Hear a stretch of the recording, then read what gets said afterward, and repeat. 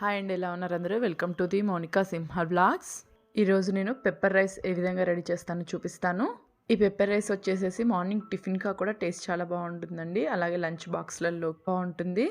అలాగే జలుబు, జ్వరము, దగ్గు ఇలాంటివి వచ్చినప్పుడు ఇలా పెప్పర్ రైస్ రెడీ చేసి చూడండి, చాలా రిలీఫ్గా ఉంటుంది. ఈ పెప్పర్ రైస్ రెడీ చేసుకోవడానికి ఎక్కువ టైం కూడా పట్టదండి. 5 to 10 minutes రెడీ అయిపోతుంది. ఫస్ట్ స్టవ్ మీద కళాయి పెట్టుకొని ఒక 2 tablespoons స్పూన్లు మిరియాలు తీసుకున్నాను. నేను ఇక్కడ నేను లైట్ స్పైసీగా తయారు చేస్తున్నాను. ఎక్కువ స్పైసీగా కావాలనుకుంటే 3-4 teaspoons కూడా తీసుకోవచ్చు మిరియాలు.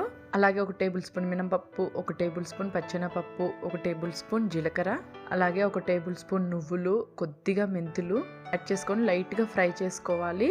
నేను ఈ పెప్పర్ రైస్లోకి నార్మల్గా గరం మసాలాలు ఎటువంటి యూస్ చేయట్లేదండి. ఓన్లీ ఇప్పుడు మనం ఫ్రై చేసుకుంటున్నాక యూస్ చేసుకుంటున్నాను. ఇవన్నీ లైట్గా ఫ్రై చేసుకున్న తర్వాత ఇందులో నేను ఒక 4 ఎండుమిర్చి కూడా యాడ్ చేసుకుంటున్నాను. మీరు ఇవన్నీ వేయించుకునేటప్పుడు స్టవ్ స్లిమ్లో ఉంచి వేయించుకోండి. ఎండుమిర్చి కూడా లైట్గా ఫ్రై అయిన తర్వాత నేను ఇందులోకి కొద్దిగా శొంఠి తీసుకుంటున్నాను. శొంఠి డైరెక్ట్గా వేస్తే మిక్సీలో మెదగదు కాబట్టి నేను కచ్చపచ్చగా దంచి తీసుకున్నాను. శొంఠి వేసిన తర్వాత లైట్గా అట్లా ఫ్రై చేసుకొని స్టవ్ ఆఫ్ చేసేసుకోవాలి. శొంఠి వేసిన తర్వాత ఎక్కువసేపు ఫ్రై చేయొద్దండి. ఆల్రెడీ మనం ముందుగా వేయించుకున్న పప్పులలో హీట్ ఉంటుందిగా, హీట్ సరిపోతుంది. శొంఠి వేసుకున్న తర్వాత స్టవ్ ఆఫ్ చేసేసుకొని చల్లారినాక మిక్సీ పట్టుకోవాలి. ఇప్పుడు వచ్చేసేసి మరి మెత్తగా కాకుండా మరీ బరుకుగా కాకుండా మీడియంగా పట్టుకోవాలి. మనం ఈ పౌడర్ని చేతితో పట్టుకొని చూస్తే కొంచెం బరుకుగా తగులుతూ ఉండాలి. ఉప్మా రవ్వ ఏ రకంగా తగులుతుందో అదే రకంగా తగులుతూ ఉండాలి. అప్పుడు పర్ఫెక్ట్ పౌడర్ అయినట్లు లెక్కండి. నెక్స్ట్ అన్నం తాలింపు పెట్టుకోవడానికి నేను ఇక్కడ స్టవ్ మీద కళాయి పెట్టుకొని ఆయిల్ తీసుకున్నాను. నేను ఇక్కడ పల్లీల నూనె యూస్ చేస్తున్నానండి.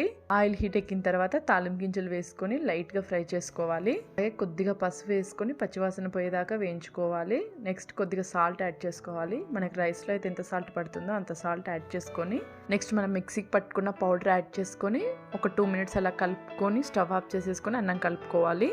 పెప్పర్ పౌడరు ఆయిల్లో వేసిన తర్వాత ఎక్కువసేపు వేగకూడదండి, టేస్ట్ చేంజ్ అవుతుంది. స్టవ్ ఆఫ్ చేసేసి పెప్పర్ పౌడర్ని కలుపుకున్న తర్వాత రైస్ యాడ్ చేసి రైస్ మొత్తం కలుపుకున్న తర్వాత మీకు కావాలనుకుంటే ఒక 2 minutes రైస్ వేడి చేసుకోండి.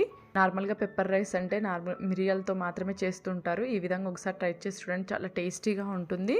ఇక్కడ నాకు పెప్పర్ రైస్ రెడీ అయిపోయిందండి. నేను సపరేట్ బౌల్లోకి తీసేసుకున్నాను. మనం ఈ పెప్పర్ రైస్లో పప్పులతో పాటు ఇందులో శొంఠి కూడా యాడ్ చేసామండి. ఇలా శొంఠి యాడ్ చేసుకోవడం వల్ల డైజెషన్ ఫామ్ కూడా కరెక్ట్గా ఉంటుంది. అలాగే టేస్ట్ కూడా రొటీన్ టేస్ట్ కాకుండా డిఫరెంట్గా చాలా బాగుంటుంది. ఒకసారి ట్రై చేసి చూడండి. అలాగే మన ఛానల్లో మంచి మంచి వీడియోస్ రాబోతున్నాయండి. అవన్నీ మిస్ కాకుండా ఉండాలంటే మన ఛానల్ని సబ్స్క్రైబ్ చేసుకోండి. అలాగే పక్కనే ఉన్న బెల్ ఐకాన్ని కూడా యాక్టివేట్ చేసుకోండి. నా వీడియో ఎలా అనిపించిందో కామెంట్ సెక్షన్లో కామెంట్ చేయండి. వీడియో నచ్చినట్టయితే లైక్ చేయండి, షేర్ చేయండి, సబ్స్క్రైబ్ చేసుకోండి.